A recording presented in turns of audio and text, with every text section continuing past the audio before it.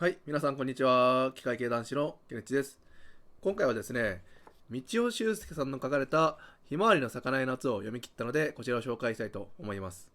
いや、このね、ミステリーはね、本当に今まで読んだミステリーと比べてもね、本当に類を見ない、ミステリーっぽくないとも僕はね、言いたいと思ってるぐらいに、これね、すごい衝撃を受けた作品でしたし、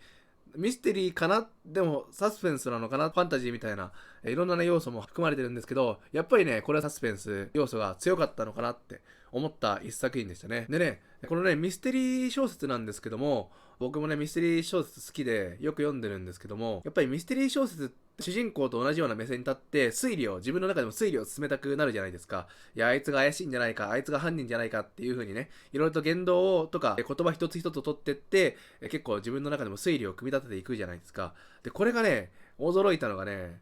この作品は、普通のミステリー小説と同じような読み方をすると、まんまとね、道尾修介さんの術中にはまって、完全にね、沼にはまっていくんですよ。で、さらに、最後の最後にそれが全部ね、壊されていくような、本当にね、壊されるっていう表現がすごい正しいような気がして、自分が、主人公と共にね、歩んできたこの推理の道筋っていうのが、もしかしたら全部崩壊してるかもしれないっていう風に、最後の最後ね、そう思わされるんですよね。で、しかもこれがね、ミステリーっぽくないって僕が表現してるのは、ミステリーって普通はね、最後の最後に全部が明かされて、全部ね、わかるんですよ。すっきりするっていうのが普通なんですけども、これね、最後ね、読者に委ねるシーンがあるんですね。どう解釈するかは本当に読者次第っていうところがあって、それがね、またね、結構、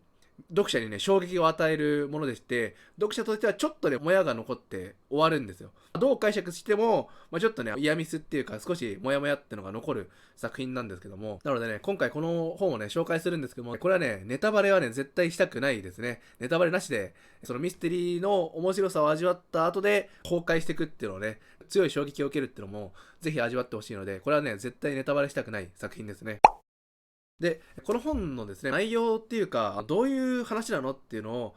簡単に紹介すると、裏にもね、書かれてるんですけども、自分の主人公の友達が夏休み入る前の終業式の日に学校を休んだと。で、その夏休みの宿題とかプリントを届けるのに、主人公が手を挙げて立候補して届けに行ったんですけども、そこでですね、その友達の首をつって死んでる姿を見てしまうんですね。急いで学校に戻って先生に伝えて、先生と警察が現場に行ったら、その首吊り死体がなくなってたと。で、そこから物語がスタートしていって、主人公と妹のミカっていう存在、そして殺された友達が生まれ変わった姿っていうのがあるんですよ。で、その3人で協力して、事件の真相を解いていくっていう、そういうね、あらすじになってるんですけども、これね、このあらすじだけ読んだら、生まれ変わりってのも結構面白い要素で、ファンタジーみたいな要素もあって、楽しそうだなって思うんですけども、実際に内容自体はですね、結構暗いです。なかなかね、胸くそ悪かったり結構グロテスクな気がしますね。人によっては読むの嫌だなって動物とかも出てくるんで、少し嫌だなっていう風に感じると思います。で、そんなですね、このひまわりの咲かない夏なんですけども、ネタバレはね、本当にしたくない話なので、これからね、読む人に向けて、ちょっとね、こういうことを気をつけながら読んでみてくださいねっていうことだけ、ポイントをですね、3点、お話ししたいと思います。まず1点目がですね、この本を読むときに、先入観を全部ですね、取っ払って、もう全てを疑うようにしてください。もう主人公でさえも疑った方がいいですね。普通だったらミステリーっていうのは主人公と一緒に推理をしていくような展開が多いと思うんですけど、その主人公でさえもちょっと疑ってかかった方がいいという風に忠告しておきます。物語が進んでいくうちにどんどん明かされていくんですけども、結構ね、その明かされるたんびにかなり衝撃を受けるような感じなので、その先入観が壊されていくっていうのも結構楽しいんですけども、先入観を取っ払って疑いながら読んでいく自分なりの推理が進められて面白いかなと思います。そして2つ目ですね、気をつけてほしいことは、さっきもちょろっと言ったんですけど、ミステリーとして読むと、沼にはまると。誰か悪者がいると、犯人がいて、被害者がいるみたいなね、そういう風な構図にせず、誰が被害者とか誰が犯人っていう風に思わずに、登場人物それぞれの思惑ってのをね、ぜひ見抜くような読み方をね、してってもらいたいなと思います。で、3点目ですね。3点目は、ミステリーになかなか珍しいんですけども、最後ですね、どう解釈するかは、もう読者それぞれに委ねられてるんです。僕はね、読み方2通りあるのかなって、解釈の仕方っていうのが2通りあると思ってて、不思議な世界のまんま、最後も不思議な世界で終わっていくのか、それとも、不思議な世界だとずっと思ってたけども、最後の最後に明かされて、異常だったと。いろんな人が、もう全てが異常だったと。でもその異常で成り立ってるこの現実世界みたいのを表してるのかっていう、どっちかの読み方があるとね、不思議な世界のまま終わるか、それとも全てが異常だったというふうに結論付けるか。僕はどっちかっていうとね、やっぱり全てが異常だったのかなって。でも物語を読んでる途中はまあ不思議な世界で結構面白かったりもするんですけども、でも最後の最後はやっぱ異常だったっていうことに主人公自身が気づくっていうね、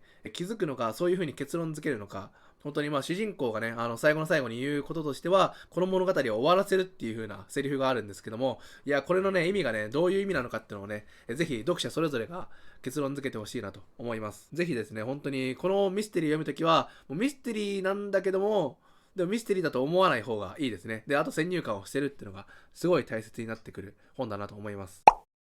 で、最後ですね、この道夫さんっていう著者についてちょっとね、語っていくと、僕はね、道夫さんの作品はこれで2作目になりまして、前にですね、シャドウっていう本を読んだことがあります。で、このシャドウの時もですね、思ったんですけども、結構さっき言った先入観が崩される、思い込みがね、突破割れる。勝手にそう思い込んだものが実際そうじゃなかった。しっかりと真実を見るとそうじゃなかったっていうね、その映り方の視点の問題があるんですけども、そこのね、崩し方がすごい上手いなっていうふうに思いますね。やっぱり自然と読者にそう思い込ませて、でも別に文章中に一切そういうことは書かれてなかったっていうのがね、後々本当にそうかなって思うぐらいに勝手にこっちも思い込んじゃうんだけども、でも本当にね、書かれてなくて、うまく誘導されてたっていうのがね、後々になってわかるっていうのがね、本当にこの道夫さんのすごいところで、そこら辺もね、結構この作品もかなり顕著に出てたので、ぜひね、そこら辺も楽しみながら読んでみてほしいなと思います。はい。それではですね、今回は、道尾修介さんのひまわりの咲かない夏を紹介させていただきました。すごい衝撃を受ける作品なので、ぜひね、まだ読んでない人は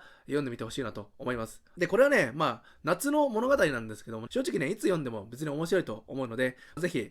気の向いた時に手に読んでみてほしいなと思います。はい。それではですね、今回の動画はここまでになります。ご視聴いただきありがとうございました。また次回の動画でお会いしましょう。バイバイ。